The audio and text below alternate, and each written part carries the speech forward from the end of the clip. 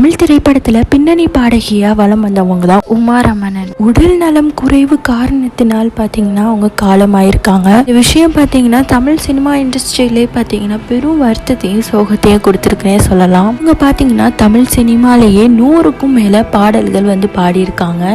ஸ்ரீ கிருஷ்ணா லீலா அப்படிங்கிற படத்துல தான் பாத்தீங்கன்னா ஃபர்ஸ்ட் அவங்க வந்து பாட ஆரம்பிச்சிருக்காங்க. 1980 வெளியான நிழல்ங்கிற படத்துல பூங்கதவே தாழ்த்திரவாய் அப்படிங்கிற பாடலை பாடி ரொம்பவே வந்து ஃபேமஸ் ஆனாங்க. அது மட்டும் இல்லாமல் இளையராஜா, MS விஸ்வநாதன், வித்யாசங்கர், ஸோ இவங்களுடைய இசைமை அமைப்பில் வந்து பார்த்தீங்கன்னா நிறைய வந்து வெற்றி பாடலை இவங்க வந்து பாடி கொடுத்துருக்காங்க. கேளடி கண்மணி, இதேகி காத்திருந்தால், தில்லுமுள்ளு, பன்னீர் புஷ்பங்கள், திருப்பாச்சி, ஒரு கைதியின் டைரி, இந்த மாதிரி 100க்கும் மேற்பட்ட படங்கள்ல பின்னணி பாடகியா வந்து பாடியிருக்காங்க.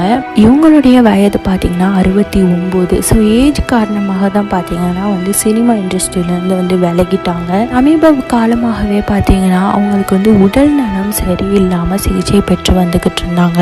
நேற்று இரவு பார்த்தீங்கன்னா சென்னையில் உமா ரமணன் வந்து உயிரிழந்திருக்காங்க.